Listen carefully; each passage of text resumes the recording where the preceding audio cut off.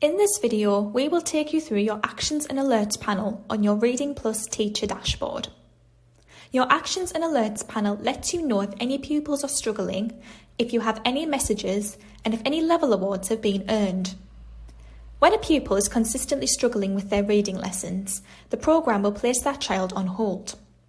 This means their reading lessons are locked. Log on to your teacher dashboard and go to your Actions and Alerts panel to release their hold.